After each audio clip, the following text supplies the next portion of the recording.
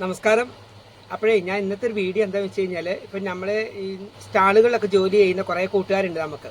അപ്പോൾ അവർക്ക് കൂടുതൽ ഞാൻ അവർക്ക് വേണ്ടിയാണ് ഇന്നത്തെ ഒരു വീഡിയോ ചെയ്യുന്നത്. സ്റ്റാളിൽ മാത്രമല്ല, മിക്ക കടകളിലും ജോലി ചെയ്യുന്ന ഒരുപാട് സുഹൃത്തുക്കളുണ്ട്, സെയിൽസ്മാൻമാരായിട്ട് ജോലി ചെയ്യുന്ന ഒരുപാട് കൂട്ടുകാരുണ്ട്. അപ്പോൾ അവർക്കൊക്കെ വേണ്ടിയാട്ടോ ഇന്നത്തെ ഒരു വീഡിയോ.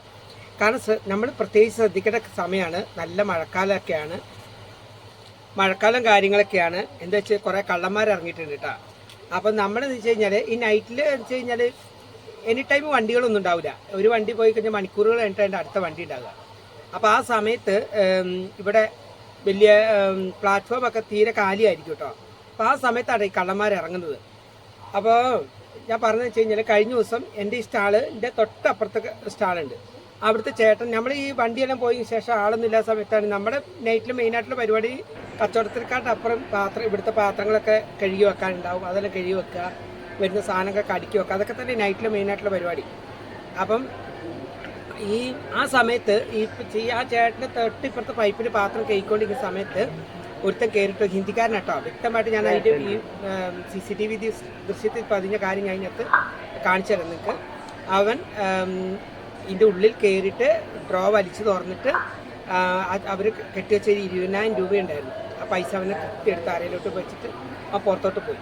അപ്പം നമുക്കിപ്പോൾ അവിടെ CCTV ദൃശ്യം ഉള്ളതുകൊണ്ട് കൃത്യമായിട്ട് അവൻ കയറിയതും ഒക്കെ കണ്ടിട്ടുണ്ട്. പിന്നെ റെയിൽവേയുടെ CCTV ദൃശ്യമുണ്ട്, പക്ഷെ അതൊക്കെ നമുക്ക് എത്ര വ്യക്തമായിട്ട് കാണാൻ പറ്റിയൊന്നും പറ്റിയില്ല. ഉള്ളിൽ കയറുന്നതും ആളുടെ മുഖം, ഇവനൊരു മാസ്ക് പോലും ഇടാണ്ട് ഇത്ര ധൈര്യമായിട്ട് ആ കടയിൽ കയറിയിട്ട് പൈസ എടുത്തത്.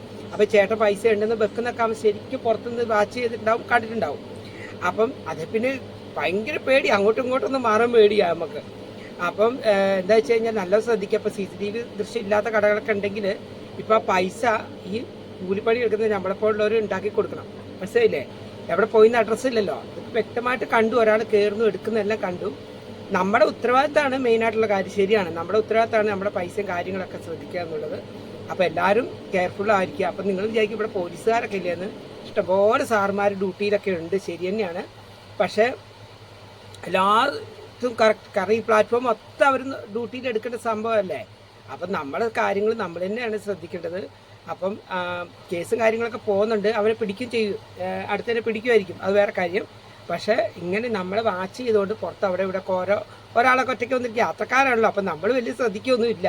പക്ഷേ ഇവന്മാരൊക്കെ വാച്ച് ചെയ്യുന്നുണ്ട്, നമ്മളെന്താ ചെയ്യുന്നത്, നമ്മളെവിടെയാണ് പൈസ വെക്കുന്നത് എന്നൊക്കെ ഇവർ വാച്ച് ചെയ്യുന്നുണ്ട്. അപ്പം നല്ലവണ്ണം സ്റ്റാളിലുള്ള കൂട്ടുകാരൊക്കെ ശ്രദ്ധിക്കണം കേട്ടോ. സ്റ്റാളിൽ മാത്രമല്ല, പുറത്തൊക്കെ ആണെങ്കിലും.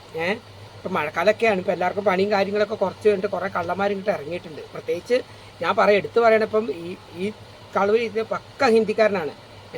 എന്തായാലും ഞാൻ ആ CCTV ദൃശ്യം കൂടി ഇന്നെ കൂടെ കാണിച്ചു തരാം കേട്ടോ. ഞാൻ നോടെ പറയുകയാണല്ലോ, അതൊക്കെ അറിയാം കേട്ടോ. ഓക്കെ, പുതിയ വീഡിയോ ആയിട്ട് വരാം. ബൈ.